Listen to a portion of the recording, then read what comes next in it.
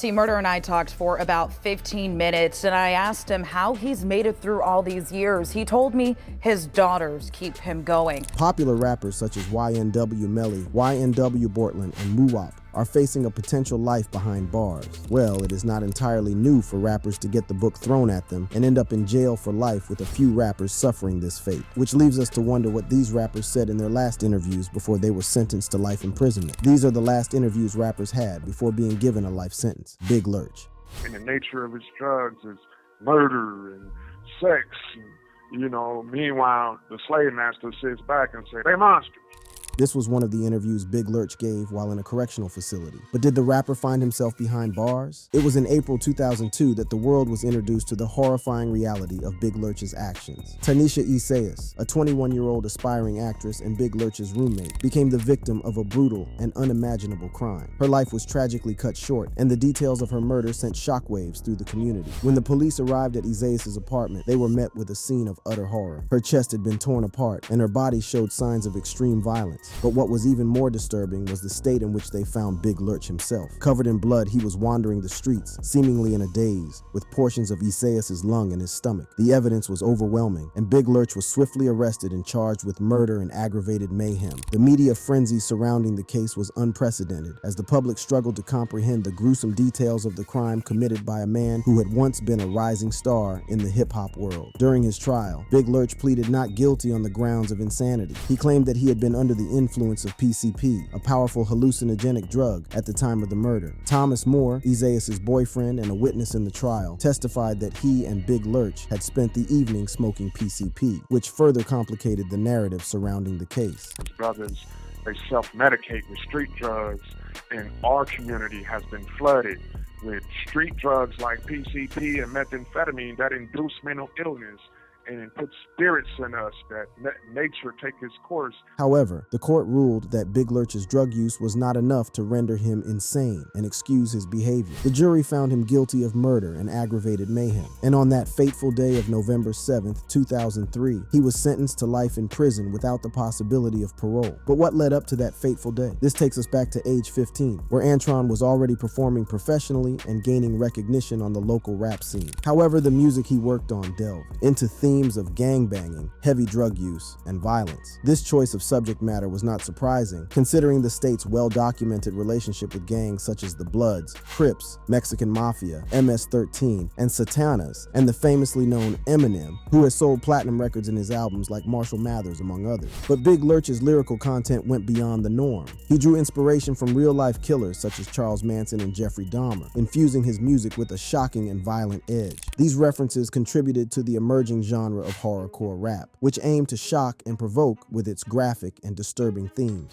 During his time in California, Big Lurch had the opportunity to collaborate with well-known rappers and rub shoulders with industry heavyweights. In 1996, he gained significant recognition when he featured on the E40 song titled Record Haters. This breakthrough led to more collaborations with artists like M. Dre and Mystical, as well as interactions with influential figures like Too Short and Yuckmuth. Big Lurch frequently visited the Slop Shop Studios, a renowned recording studio in the Bay Area, where he worked on his music alongside record producer Mike Mosley. It was at Slop Shop Studios that he met Rick Rock and Donny Baby, with whom he formed a group called Cosmic Slop Shop. The name paid homage to the studio where they frequently recorded and created music. The group's talent and hard work caught the attention of MCA Records, leading to a record deal. In 1998, they released their only studio album titled The Family. The album's single, Sinful, became a minor hit, reaching the 18th position on the Billboard Hot Rap Songs chart. However, despite the initial success, sales of the album fell short of MCA Records' expectations, leading to the disbandment of Cosmic Slop Shop. Undeterred by the setback, Big Lurch continued his pursuit of a solo career. He signed a solo deal with Black Market Records on September 16, 2000, just one day after his 24th birthday. However, his promising career took a tragic turn when a car accident left him with catastrophic injuries, including a broken neck. The excruciating pain he endured led him to seek relief through drugs, particularly PCP, which provided temporary respite, but also plunged him into a world of vivid hallucinations. Despite his personal struggles, Big Lurch remained committed to his music, collaborating with other rappers and working on his solo projects. Little did anyone know that his life would take a horrifying turn, leading to a shocking crime that would forever change his legacy. As Big Lurch's drug use escalated, he found himself spiraling further into a world of darkness and detachment from reality. He would often go on binges, consuming PCP for days on end without eating. It was during one of these drug-fueled episodes that a tragic event unfolded. On April 9th, 2002, Big Lurch embarked on a PCP binge with a group of friends. The partying was excessive, with his friends continuously supplying him with more of the drug. The following day, on April 10th, a young woman named Elisa Allen walked into Tanisha's apartment, completely unaware of the horror that awaited her. Shock overtook Elisa as she discovered her friend Tanisha's lifeless body in a state of unimaginable mutilation. Covered in blood, gore, and viscera, Tanisha's body was barely recognizable. Eyewitness testimonies later revealed the horrifying details of the crime. While still in a drug-induced trance, Big Lurch had ordered everyone to leave the apartment, except for Tanisha. Alone with her, he believed that the world was coming to an end and that he needed to find and kill the devil to prevent it. Tragically, he saw Tanisha as the embodiment of the devil and embarked on a mission to eliminate her. Overpowering Tanisha, Big Lurch struck her repeatedly with a children's scooter, causing severe head trauma. But his violent assault did not stop there. He proceeded to stab her multiple times in the chest and heart until the blade of the knife broke off in her shoulder. The brutality escalated as he cut open her stomach, splitting her ribcage apart and exposing her internal organs. In a horrifying act of cannibalism, Big Lurch reached into Tanisha's chest, ripping out one of her lungs with his bare hands. He proceeded to take bites of the lung and chew through some of her intestines. Bite marks were found on various parts of her body, including her face. Eyewitnesses discovered Big Lurch not far from the scene, naked and covered in what appeared to be Tanisha's blood. He stood in the middle of the street staring at the sky, seemingly disconnected from reality. Tanisha's lung was found in his possession, partially eaten. When the police arrived, Big Lurch growled at them like a wild animal before being subdued and taken into custody. Medical scans confirmed the presence of foreign human tissue in his stomach, providing further evidence of his gruesome act of cannibalism. Following the discovery of the gruesome crime scene, Big Lurch was taken into custody by the police. When he awoke from a 2-week PCP-induced coma, he claimed to have no recollection of the beating, murder, and cannibalistic attack he had perpetrated on Tanisha. According to Big Lurch, the last thing he remembered was a feeling of darkness overcoming him, which he could no longer contain, and time and time again felt like he was being framed. In preparation for his trial, Big Lurch was arraigned in Compton Superior Court on June 13, 2003. He pleaded not guilty by reason of insanity, asserting that he was not in his right mind at the time of Tanisha's murder. However, after hearing the evidence presented, Judge Jack Morgan determined that despite being under the influence of PCP, Big Lurch was not insane and would have to face a full criminal trial. Big Lurch was charged with first-degree murder, torture, and aggravated mayhem. An interesting twist to the story is that Milton Grimes, the owner of the record label that Big Lurch was signed to, served as his defense attorney. Grimes had a vested interest in the case, as the label was scheduled to release Big Lurch's solo album titled The Puppet Master, which was later changed to It's All Bad without his consent. The label allegedly sought to exploit the media attention surrounding the rapper to boost album sales. During the trial, the defense argued that Big Lurch had been manipulated and influenced by the people he surrounded himself with, who provided him with PCP, with malicious intent to increase his aggression and marketability as a horrorcore artist. However, despite the defense's efforts, the jury took less than an hour to find Big Lurch guilty of all the crimes for which he was accused. As a result of his conviction, Big Lurch was sentenced to 2 life sentences without the possibility of parole. He was also subjected to a minimum of 4 to 5 years in solitary confinement during his time at California State Prison. Due to his behavior, including getting into fights and aggravating guards, he was eventually transferred to the California Healthcare Facility in Stockton, which specializes in incarcerated patients with mental health issues and long-term acute medical needs. Later, he was moved to Salinas Valley State Prison in California. The shocking and gruesome nature of the crime, coupled with the disturbing details surrounding Big Lurch's actions, left many questioning the depths of human depravity. While some may argue that justice was served, the true motives and circumstances surrounding the murder of Tanisha Isaias may never be fully understood. See Murder.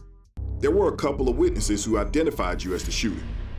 So what about those witnesses? In the early 2000s, the music industry was buzzing with the rise of Corey Miller, better known by his stage name, C Murder. As a rapper signed to No Limit Records, founded by his brother Master P, C Murder had achieved great success with his group TRU and his solo career. His debut album, Life or Death, went platinum just a year after its release, followed by the gold-certified Bossellini. C Murder's music resonated with fans and his popularity was soaring. With the success of his music, C Murder decided to step out on his own and launch his own label, TRU Records. The future looked bright for the Louisiana rapper, and he had every reason to be optimistic about what lay ahead. Outside of multi-platinum success with his No Limit era group TRU, Miller's solo career was also flourishing. In 1998, he released his debut album, Life or Death. The album, released under No Limit Records, made a significant impact on the hip-hop scene. It peaked at number 3 on the Billboard 200 chart and eventually achieved platinum status. The success of Life or Death solidified C. Murder's position as a rising star in the industry. Building on the momentum of his debut album, C. Murder continued to make waves with his sophomore release, Bossellini, in 1999. The album reached number 2 on the Billboard 200 chart and was certified gold. C. Murder's gritty lyrics and street authenticity resonated with audiences, establishing him as a force to be reckoned with in the rap game. In 2000, C. Murder further solidified his presence in the music industry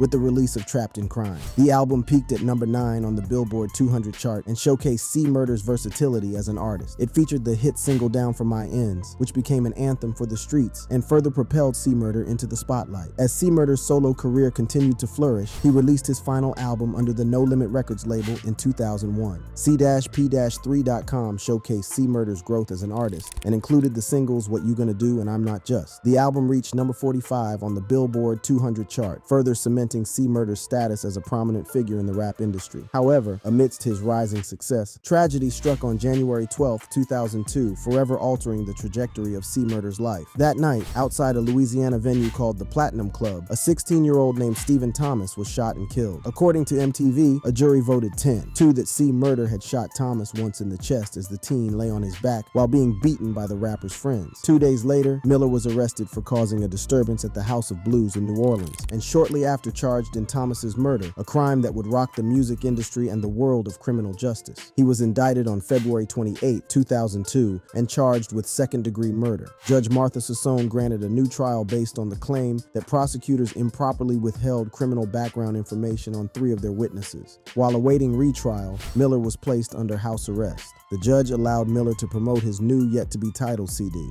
and his novel, Death Around the Corner, while under house arrest, but ruled that a gag order pertaining to the case would remain in effect. The terms of the house arrest required the judge's permission for all visitors, including reporters. On March 13, 2007, the judge granted Miller's request to work on his music career on a per-request basis, but denied his request for a 7 a.m. to 9 p.m. curfew. The judge's rulings in the case became an issue in her failed 2008 bid for re-election. She was defeated by Judge Ellen Kovach, and prosecutors subsequently renewed a request to have Miller returned to jail. During January 2009, Miller was confined to his residence on house arrest and could only leave for a documented medical emergency. On May 27, 2009, Miller pleaded no contest to 2 counts of attempted second-degree murder. These charges stemmed from a 2001 incident in Baton Rouge in which Miller fired 1 shot, after which the gun jammed from a semi-automatic pistol at the owner and bouncer of a nightclub, who refused to allow Miller to enter the business with the gun. Miller was sentenced to 10 years with credit for time served. On August 5, 2009, the murder trial began. The father of the victim spoke of his son being a fan of C. Murder before the incident. A bouncer also testified against Miller, saying he witnessed the shooting but also expressed fear of repercussions for his testimony. On August 10, 2009, the jury reported being deadlocked, but Judge Hans Liljeberg instructed them to attempt to resolve the deadlock. 3 hours later, the jury returned to announce it reached a 10-2 guilty verdict. The judge suspected that, given the deadlock announced earlier followed by the quick reversal, one of the jurors decided to switch under pressure to end the trial and instructed the jury to go back and deliberate on the case longer. On December 28, 2011, his conviction was upheld. When they returned with the same 10-2 verdict, Miller was convicted of second-degree murder. During sentencing, the victim's father said, "I'm not rejoicing. I feel bad for Miller's family, but at least they can see him. What have we got but a gravesite and a photograph?" C. Murder was sentenced on August 14th by District Judge Hans Liljeberg to mandatory life imprisonment. Judge Glenn Ansardi of 24th Judicial District Court ordered Miller to pay $500,000 for each of Thomas's parents, $150,000 to account for the suffering that Thomas experienced during the hour he lived after being shot, and $4,492 for the funeral costs. The fate of C. Murder sent shockwaves through the industry and garnered significant media attention. The once promising artist was now facing the most serious accusation one could imagine: murder. Throughout the legal process, C. Murder's defense team has raised significant concerns about the evidence presented against him. The case heavily relied on the witness statements of 2 men, Darnell and Kenneth Jordan, who initially identified C. Murder as the shooter. However, Both witnesses later recanted their statements, claiming that they had been threatened by investigators. Despite the recantations and the lack of physical evidence against C. Murder, he has been unable to secure a new hearing to present the changing evidence. He believed that the witnesses were making things up for a moment of fame. They were just making stuff up, 15 minutes of fame. That night of the shoot, nobody mentioned my name at all. Right. All these people know me, they know my face, Right. they know who I am. If that would have been me, I shot this dude, they'd have told them people as soon as they walked in the door that I did. The most recent ruling dismissed the recantations as suspect and not reliable, denying C. Murder any sort of relief even after both witnesses said that they saw him do it. However, the fight for justice continues. C. Murder's attorney, Jane Hogan, is determined to push through the appeal process and bring attention to the flaws in his conviction. She believes that C. Murder has strong claims for post-conviction relief and is committed to fighting for a new hearing. Raw Diggs. In the dark underbelly of Brooklyn, a name emerged that struck fear into the hearts of many: Raw Diggs. But Raw Diggs was not just a name, it was a symbol of violence, power, and a life steeped in crime. This is the story of a man whose journey took him from the streets to the stage, only to end in a courtroom where he faced the consequences of his actions. Ronald Herron, known as Raw Diggs, rose to infamy as a reputed street gang leader. His music videos, filled with rhymes about carrying guns and spilling the blood of rivals, captivated audiences. But behind the facade of an aspiring rapper, a darker truth emerged. Herron's involvement in murder, racketeering, robbery, and other crimes would ultimately lead to his arrest and a life sentence in prison. In the gritty neighborhoods of Brooklyn, Ronald Herron was born into a world of chaos and struggle. Raised by a crack addict father and a shoplifter mother, his early years were marked by the harsh realities of life in a drug-plagued housing project. It was within this environment that Herron's path was set, leading him down a dangerous road of crime and violence. As a teenager, Herron found himself drawn to the allure of the streets. The allure of power and respect that came with a life of crime proved irresistible. He quickly became involved in crack dealing and armed robbery, seeking to establish his dominance in the unforgiving world he inhabited. But it was during a stint in a youth detention facility that Herron's life took a fateful turn. It was there that he crossed paths with the Bloods, a notorious street gang known for its ruthless activities. The allure of brotherhood and protection drew him in, and he became a member of the gang, finding solace and a sense of belonging within its ranks. However, Herron's involvement with the Bloods only fueled his appetite for violence and criminal activities. Upon his release from the detention facility, he returned to the streets with a newfound determination to establish his dominance. He became a crack dealer, terrorizing the community and leaving a trail of destruction in his wake. But as the years went by, Herron's life of crime began to take its toll. He was one of 9 people arrested and charged with running a crack and heroin ring out of the Gowanus houses in Brooklyn, and so he found himself being in and out of prison, serving time for drug dealing and other offenses. It was during one of these prison terms that he had a revelation, a chance for redemption. In 2007, after serving a 6-year prison term for drug dealing, Herron made a life-altering decision. He decided to leave behind his life of crime and pursue a career in hip-hop. It was a bold move, one that would test his resolve and challenge the perception of who he was. Embracing his new identity as Raw Diggs, Herron sought out the guidance of a music promoter who recognized his raw talent and untapped potential. Together, they embarked on a journey to transform Herron's troubled past into a source of inspiration for his music. Drawing from his experiences growing up in the drug-infested projects of Brooklyn, Raw Diggs poured his heart and soul into his lyrics. He shared the pain and struggles he had witnessed, the violence and despair that had shaped his early years. His music became a reflection of the harsh realities of life on the streets, a raw and unfiltered expression of his truth. In his last interview, Riggs excitedly revealed the music he was about to drop. We got this big project we working with, man. GMG, shout out to them white boys, man. That's gonna be like, that's such a controversial, it's so original, you know what I'm saying, that it's gonna impact the game real strong. As Raw Diggs began to gain recognition in the hip-hop community, his music videos became a platform for him to showcase his talent and tell his story. But little did he know that these videos would later become a double-edged sword, serving as evidence of his involvement in crimes that would ultimately lead to his downfall. Under the name Raw Diggs, he poured his experiences growing up in the drug-plagued projects of Brooklyn into his lyrics, using his music as a platform platform to share the harsh realities of street life. His music videos, once a source of artistic expression, became damning evidence of his involvement in crimes. He even used several of his songs and music videos, some of which featured Waka Flocka Flame, as evidence, saying his rhymes were literal recountings of his crimes. However, the defense argued that the tracks were just fictional accounts of his life in Brooklyn, and that most people misunderstood Bloods, and they developed a negative connotation towards them. You know what I'm saying? Sometimes I had to express that to people. They be like, yo, damn, you know, you repping Blood, and you know, most of the people they probably see in their neighborhoods have a negative reflection of what we stand for, which is not what we really stand for, and they look at that, and that's their whole perception. So sometimes somebody has to give them the real, you know what I mean? This did not save him. He was sentenced to 12 life terms plus 105 years in prison, leaving behind a legacy of violence and destruction. Heron was also convicted of killing 3 men with ties to drugs: Richard Russo, Victor Zapata, and Frederick Brooks. Heron was tried on the state level for killing Frederick in 2001, but was acquitted amid allegations of witness intimidation. Apart from murder, he was also convicted of racketeering, robbery, and other charges. He was convicted on June 26, 2014, following a month-long jury trial of all counts, including racketeering, murder in aid of racketeering, narcotics trafficking conspiracies, robbery, and firearms offenses. The charges arose from Heron's leadership of a violent set of the Blood Street Gang that operated in and around the Gowanus and Wyckoff Gardens housing developments in Brooklyn. For years, Ronald Heron unleashed brutal, unrelenting violence on his community while glorifying his criminal lifestyle as a crack-dealing gangster.